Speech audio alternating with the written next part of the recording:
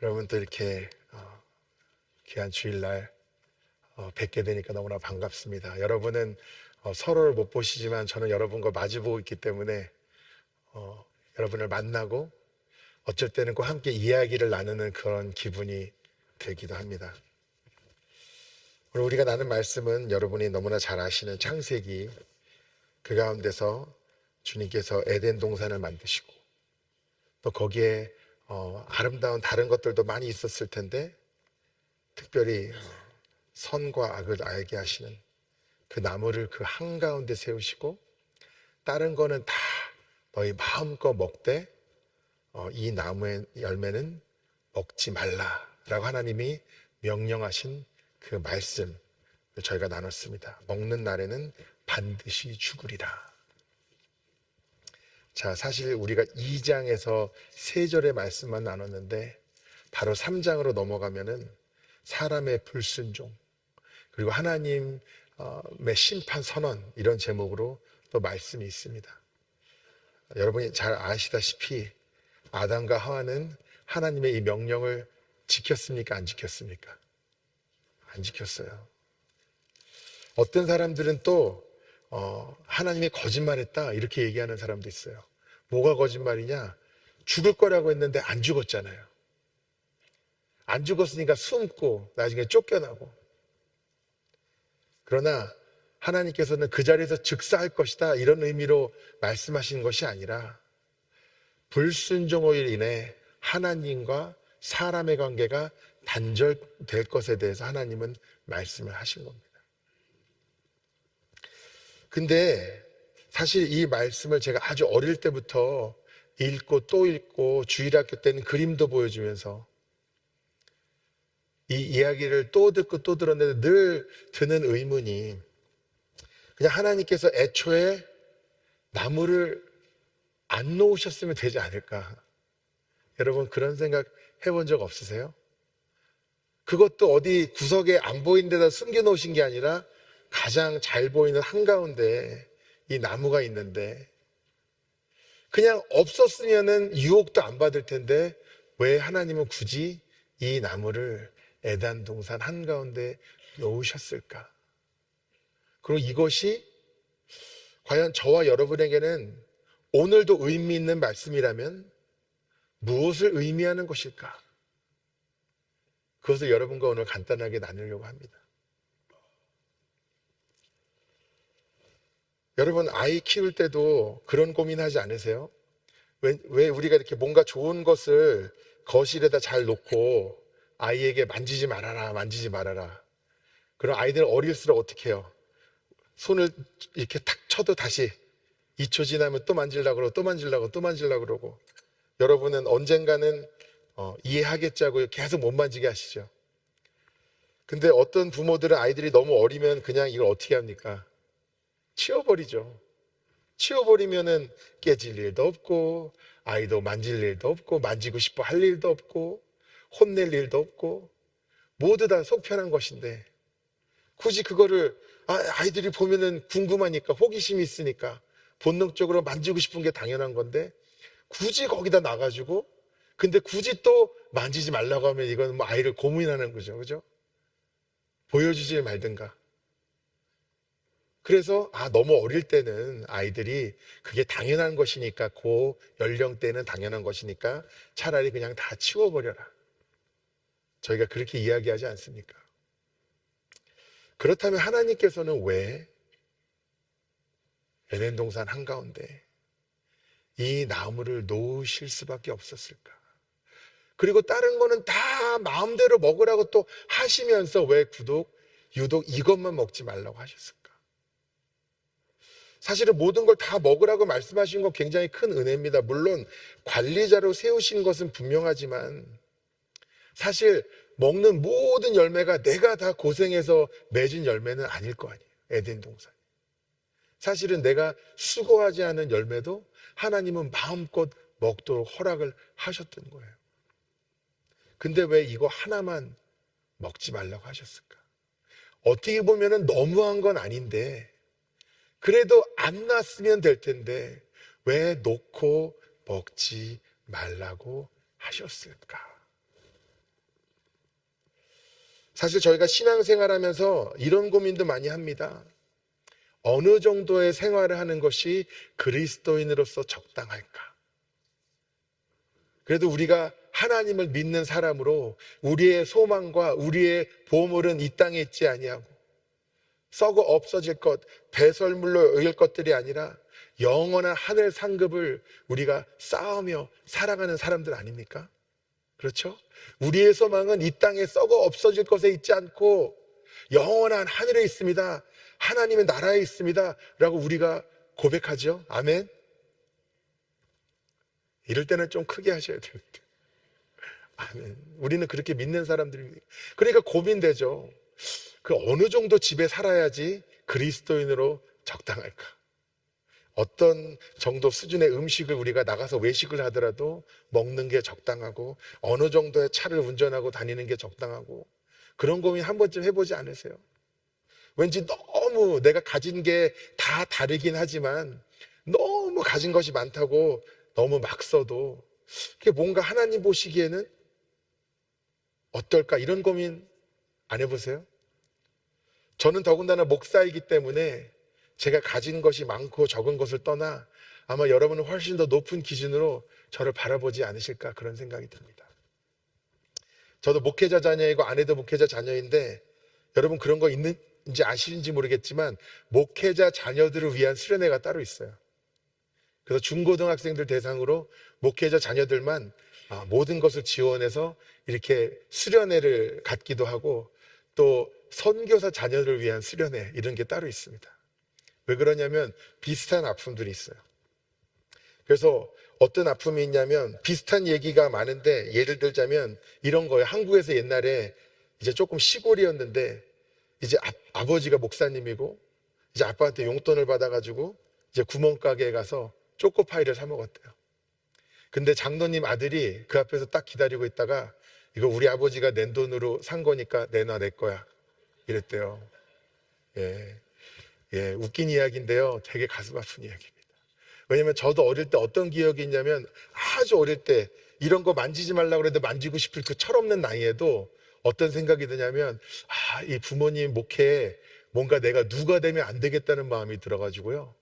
사실은 그 아이가 뭐 저한테 있었던 일 아닙니다. 그 아이가 뭐 무서워서가 아니라 내가 힘으로 뭐 제한 못해서 이래서가 아니라 혹시 내가 여기서 말 한마디 행동 한마디 잘못하면 아버지 목회에 누가 될까 봐. 그럼 그냥 달라고 그러면 주는 거예요. 그리고 그 얘기를 평생 어른이 돼서 하는 얘기인데 부모님한테 얘기한 적이 없대요. 여러 가지 생각이 듭니다. 과연 왜냐면은 또 그게 맞는 얘기죠. 목회자에게 주는 사례비는 다 헌금으로 받은 거잖아요. 그죠? 다 하나님의 돈이니까 함부로 쓰면 안 되잖아요. 더군다나.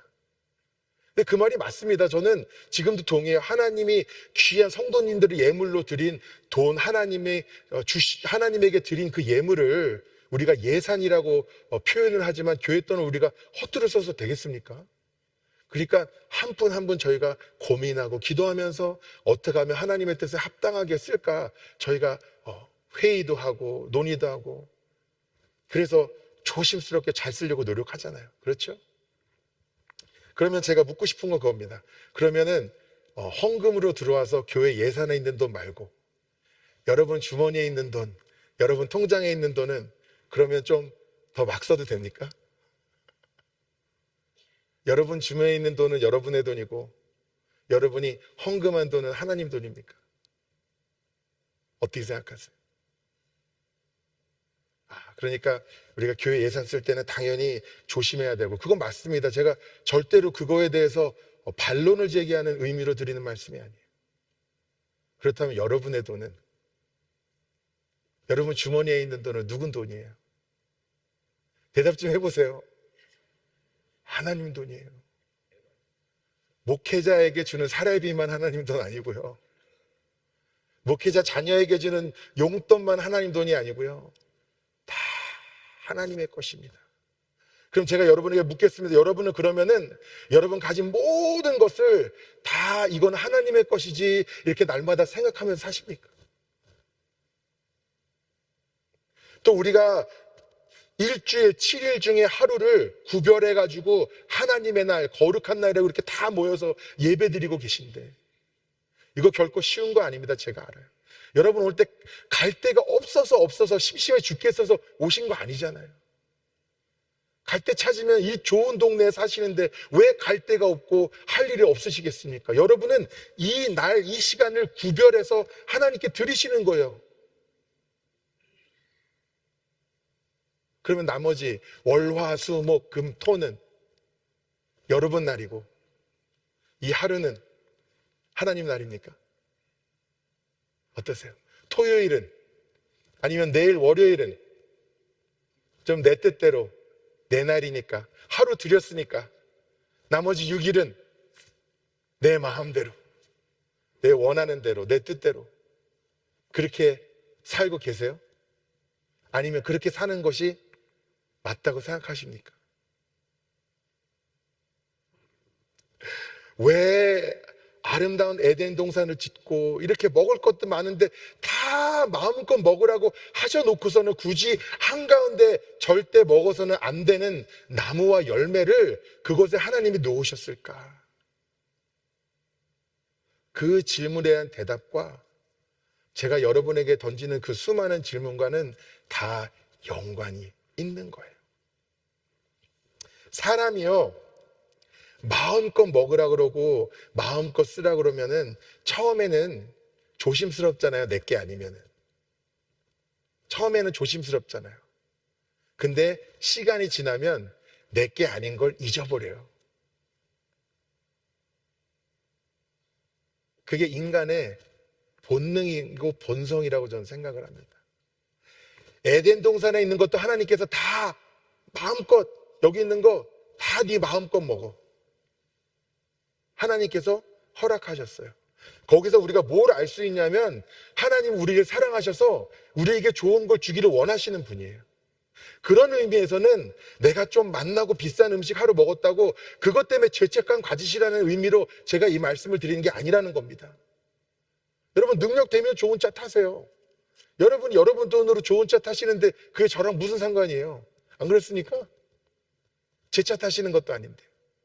좋은 집에 사시는 것도 다 좋습니다. 그런 것이 율법적으로 어느 정도 뭐 금액 이상은 좋고 나쁘고 어느 정도는 그리스도인답고 어느 정도는 그리스도인답지 않다? 저희는 그런 얘기를 나눌 필요가 없습니다. 왜냐하면 신앙은 나와 하나님의 관계이기 때문에 철저하게 여러분 자신과 하나님의 관계 속에서 여러분이 분별하고 결정하셔야 될 문제이기 때문입니다. 남이 남에게 뭐라고 이야기할 필요는 1도 없어요. 그런데 하나님이 마음껏 먹으라고, 너 먹고 싶은 대로 먹으라고 하셨지만 에덴 동산에 있는 모든 것은 누구 것이에요? 하나님 것. 맞습니까? 하나님이 만드셨고 이걸 다 아담과 하와가 수고해가지고 경작한 것도 아니에요. 그리고 그렇게 경작했었는들 내가 수고한 것 같지만 여러분 농사도요 햇빛도 있어야 되고 비도 있어야 되고 토양도 있어야 되고 나는 수고하지만 그 외의 모든 것은 다 하나님이 주시는 거예요. 가을의 추수도 다 나의 것이라고 착각하면 안 됩니다. 그리고 농사 지어보신 분들은 아실 거예요. 수고한 대로 열매 맺는 것도 아니에요. 농사 너무나 변수가 많기 때문에 가을에 풍성한 추수가 될지 그러지 못할지는 철저하게 하나님에게 달려있다는 것을 평생 농사 지으신 분들이 더 잘 알아요. 그 어느 것도 내가 수고하지 않았을 뿐더러 다 하나님의 것인데 하나님은 뭐라고 하셨어요? 마음껏 먹으라고, 마음껏 누리라고 하셨어요. 근데 여러분들도 자녀 키워보시지만 우리 영어로 스포일 한다고 그러잖아요. 스포일. 너무 잘해주고 싶은데 혹시 내가 너무 잘해주는 것이 오히려 이 아이를 망칠까 이런 고민 해본 적 없으십니까? 저는 있습니다. 저희 이제 큰 애가 고등학생이고 작은 애가 초등학생인데 이 작은 애가 자꾸 지금도 기회만 되면은 핸드폰을 사달라고 그래요. 스마트폰. 저는 솔직히 말해서요 저희 아이를 보면은 사달라고 이렇게 눈망울이 막 촉촉해지면서 아빠한테 사달라고 그러면은 빚을 내서라도 사주고 싶어요. 제 마음은. 세상 모든 걸 다 주고 싶어요. 아빠한테 달라고 하면은. 내가 없는 것도 어떻게 해서든 구해서 다 주고 싶은 마음입니다. 그러나 아직 안 사줬어요. 왜냐하면은 이 아이에게 유익하지 않다고 판단되기 때문에. 그렇지만 마음은 다 주고 싶어요. 가장 좋은 것을. 가장 좋은 건 먹이고 싶고, 가장 좋은 것 입히고 싶고, 정말 이 세상 무엇도 자녀에게 주기에는 아깝지 않습니다. 마음은 그래요, 마음. 그러니까 여러분이 생각해 보셔야 될 게, 저와 여러분을 향한 하나님의 마음은 다를까? 라고 생각해 보셔야 돼요. 하나님은 전지전능한 하나님이시고요, 공평한 하나님이시고 공의로운 하나님이시고, 그렇지만 저와 여러분을 향한 사랑에 있어서만큼은 여러분이 여러분의 자녀를 가장 사랑하는 그 사랑보다 더하지 덜하지는 않다는 거예요. 그럼에도 불구하고 주님이 저와 여러분에게 주신 에덴 동산의 풍요로움 가운데도 반드시 그 한가운데는 선과 악을 알게 하는 이 나무가 심겨져 있어야 한다는 거예요. 왜? 아담과 하와도 하나님이 주신 그 아름다운 동산에서 마음껏 기쁘고 행복하게 누리며 즐기며 먹으면서 사는데, 날마다 눈에 띄는 게 뭐예요? 저 나무. 그리고 하나님의 명령. 그리고 그 명령을 순종하면서 뭘 기억해요? 내가 지금 내 것인 양 마음껏 누리고 있지만 여기 있는 다른 모든 것도 결코 내 것이 아니라는 것을 날마다 기억할 수 있었던 거예요. 그러니까 하나님은 풍요로운 은혜와 축복을 부어주시면서도 그것으로 인해 관계가 단절되는 것이 아니라 그 관계를 유지하며 계속 좋은 것을 주실 수가 있었던 것입니다. 그리고 그 관계가 언제 깨져요? 불순종할 때. 불순종할 때는 어떤 마음인 거예요?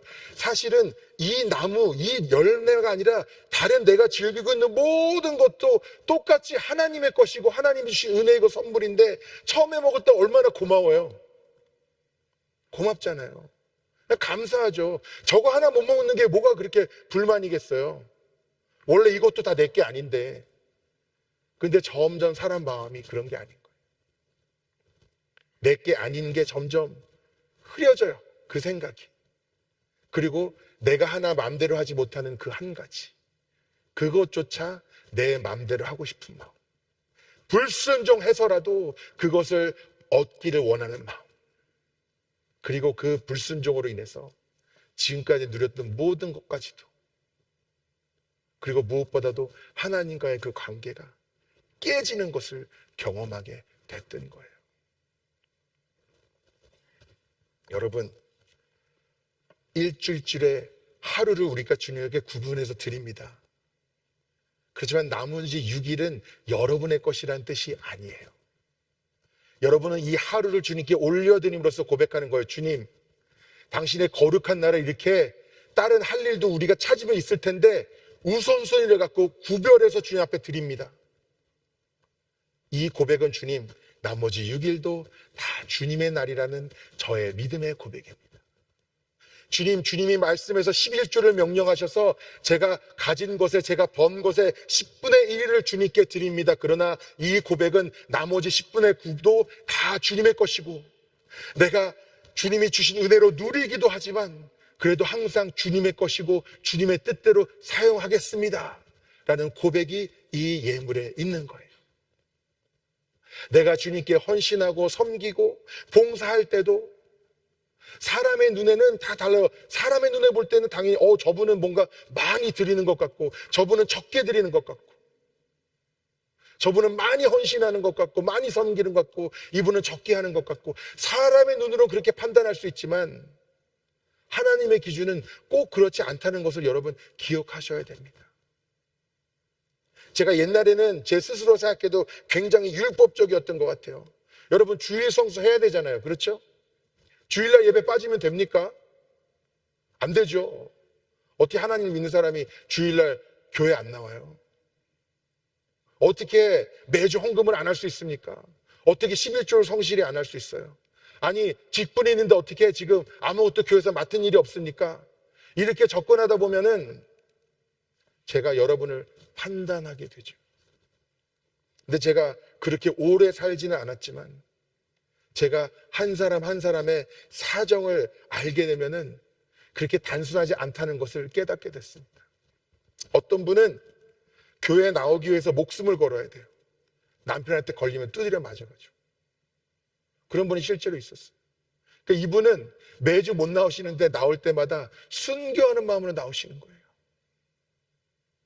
여러분, 헌금도 마찬가지입니다. 여러분의 재정 형편과 사정을 제가 어떻게 다 알겠습니까? 모르죠. 여러분이 드리는 예물이 여러분의 전부인지, 남들이 보기엔 대단히 큰 거지만 가진 것 중에 지극히 작은 것인지, 하나님은 아시고 여러분은 아시잖아요. 내가 많은 것을 교회에서 헌신하지 못하지만 이것을 하기 위해서 내가 얼마나 많은 것을 포기해야 하는지 하나님은 아시고 여러분은 아시잖아요. 그것이 나의 순종이고 이 순종으로 인해 나와 하나님의 관계가 유지되는 것, 그것을 주님이 원하시는 거예요. 그렇기 때문에 이것이 법이고 규칙이어서 지켜야 되는 어떤 기준이 아니라 철저하게 하나님과 나와의 관계의 문제라는 것을 여러분이 깨달으셔야 한다는 겁니다. 저희 아이들이 굉장히 치킨을 좋아합니다. 치킨. 그래서 여기 이사 온 거 중에 뭐가 좋냐 그러면 치킨을 실컷 먹을 수 있어서 좋대요. 근데 저는 아이들한테 치킨을 사줍니다. 왜냐하면 또 그 빈손으로 들어가는 것보다 뭘 들고 들어가야 아이들도 좋아할 거 아니에요. 그러면 가끔 사갖고 들어가면은 제가 꼭 하나만 먹겠다고 합니다. 그럼 두 아이들의 그 갈등하는 표정이 보여요. 둘 다 너무 좋아하기 때문에. 근데 또 여기가 미국이니까 또 이 허락을 받고 먹어야지 여기서 또 그냥 집어먹으면 안 된대요. 그래서 아빠 하나만 먹을게 이러면은 한참 고민하다가 먹으라고 합니다. 근데 저는 느껴져요. 이 치킨 한 조각이지만 이 아이는 자기의 전부를 나에게 줬다는 거예요. 자꾸 매번 물어보니까 어쩔 때는 그냥 열어가지고 제 입에 하나 푹 넣고 그러고 그냥 먹기 시작하더라고요. 사실 제가 부자는 아니지만 치킨 배 터지게 먹을 정도 능력은 됩니다. 저 사 먹고 싶으면 가서 한 박스 더 사오면 돼요. 그렇죠? 너는 네 거 먹고 난 내 거 먹고 이래도 되는데 왜 이렇게 내가 아이들에게 사줘놓고 아이들이 너무나 이걸 좋아하는 걸 알면서 자꾸 내가 한 입 달라고 할까. 제 아내는 또 뭐라 그러더라고. 왜 그러냐고, 아이들 왜 이렇게 마음고생을 시키냐고. 근데 저는 확인해 보고 싶은 것 같아요. 아이들에게 얼마나 아빠를 사랑하는지. 그리고 물론 엄마 아빠는 평생 가진 것이 있든지 없든지 많든지 적든지 가장 좋은 것으로 전부를 자녀들에게 주고 싶은 마음이지만, 그러나 늘 이 아이들도 받는 데만 익숙한 게 아니라 자기 귀한 것을 나눠줄 줄 아는 자애대로 자라나기를 바라는 마음이 저한테 있는 것 같아요. 모르겠습니다. 그냥 치킨 한 조각 먹기 위한 저의 핑계일 수도 있지만, 그러나 그 한 조각이 너무나 맛이 있고 저에게 기쁨이 되는 것은 아이의 마음이 느껴지기 때문인 것 같아요. 우리가 구별해서 드린다는 것은 남은 것을 드린다는 의미가 아닙니다. 영어로 남은 것을 leftover이라고 하죠. 여러분, 식사하다가 남은 거 음식 leftover이라고 하잖아요. 그래서 남은 거를 싸가기도 하지만 또 어쩔 때는 누군가에게 줄 때 보통은 우리가 먼저 잘라서 떼어 놓기도 하잖아요. 보기에는 같은 조각이고 남은 조각이 더 오히려 클 수도 있지만 그 마음의 태도는 전혀 다른 것이죠. 아마 여러분도 집에서 그렇게 교육하지 않으세요? 어른들에게 먹을 거를 먼저 떼어 놓고 그러고 아이들에게 먹도록. 그것은 무엇이 더 중요한지, 아이들에게 주는 것이 인색하거나 아까워서가 아니라 가리키기 위한 것이지요. 오늘 말씀의 이후에 나오는 3장 그리고 4장에서 보면은 결국은 하나님이 원하셨던 순종을 통한 그 건강한 친밀한 풍성하고 축복이 넘쳐나는 그 관계를 불순종으로 인해서 사람이 다 망쳐버린, 그리고 더 이상 누리지 못하게 되었어요. 그리고 당장 죽지는 않았지만 이 죽음의 의미는 뭐냐? 생명은 누구에게 있습니까? 하나님에게 있어요. 우리가 생명을 누리는 것은 하나님과의 관계를 통해서 누리는 것이지, 그 관계가 단절되면 절대로 우리 안에는 생명이 없고 사랑도 없고, 사실은 우리 안에 자체적으로 나오는 좋은 것은 아무것도 없습니다. 그것을 우리가 깨닫기를 주님은 원하셨던 것이죠. 그렇기 때문에 오늘 말씀을 통해서 저와 여러분이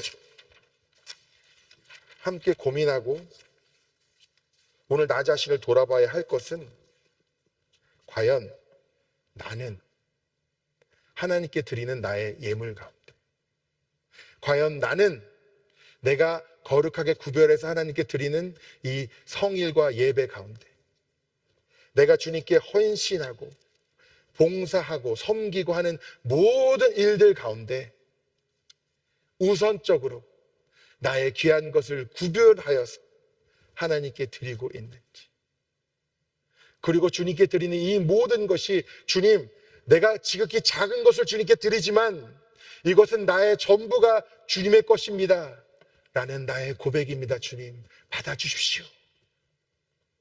이런 마음이 담겨져 있는지 우리가 돌아봐야 하는 것입니다. 여러분도 똑같으시잖아요. 남은 거, 물론 남은 것도 좋죠. leftover도 좋습니다. 그 자체가 뭐 사람끼리야. 그러나 여러분이 돌아보셔야 될 것은 나의 예물, 나의 예배, 모든 것에서 내가 구별하여 하나님께 드리는지. 구별한다는 건 뭐예요? 떼어놓고, 형편 되면 하고 안 되면 안 하고, 올 수 있으면 오고 없으면 안 오고, 하나님께 헌금 많이 할 수 있으면 하고 못할 땐 안 하고, 그냥 내 형편과 사정에 따라 가장 마지막에 우선순위에 있는 것이 하나님인지, 아니면 가장 앞에, 가장 먼저, 가장 귀하게 내가 드리는 분이 하나님인지, 아니면 드리고 나서 나머지는 그냥 다 내 것인 양 나의 인생을 마음대로 살고 있는지, 아니면 주님, 내가 드린 건 당연히 주님의 것이고요, 나머지 모든 것도 주님의 것이라는 마음으로 쓰면서 살겠습니다.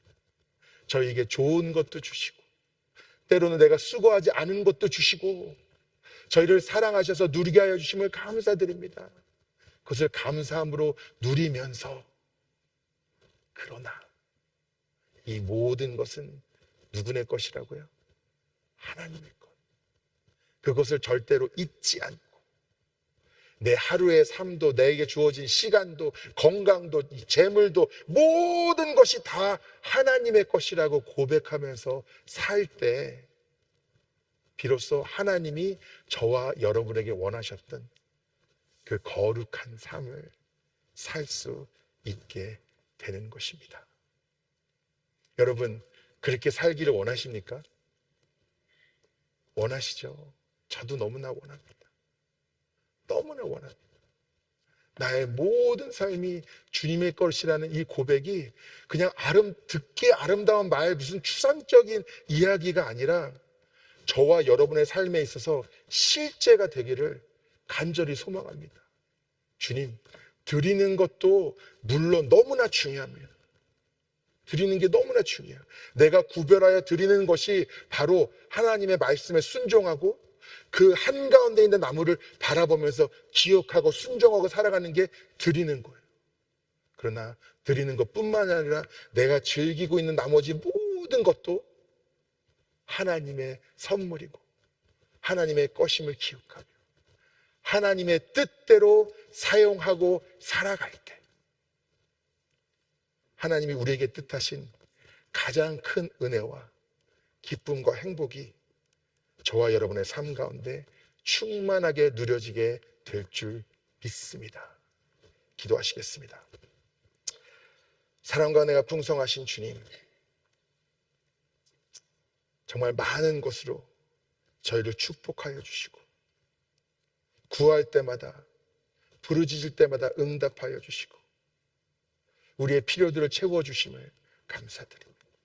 주님, 우리가 지키는 주님의 거룩한 성일과 거룩한 예물과 우리의 헌신과 우리의 섬김을 통해 주님 구별하여 주님께 드릴 때 주님이 기뻐 받으시고 나머지 모든 것도 주님의 뜻대로 주님이 기뻐하실 모습으로 사용하며 살아가기를 소망합니다. 주님의 영이 우리 가운데 충만히 임하시고 우리를 붙잡아 주셔서 주님 그 은혜를 누리며 살아가게 하여 주시옵시고 끝까지 순종함으로 나아가 주님이 우리와 함께 하시며 동행하시는 그 은혜를 온전히 누리는 저희가 될 수 있도록 인도하여 주시옵소서. 주 예수 그리스도의 이름으로 기도드리옵나이다.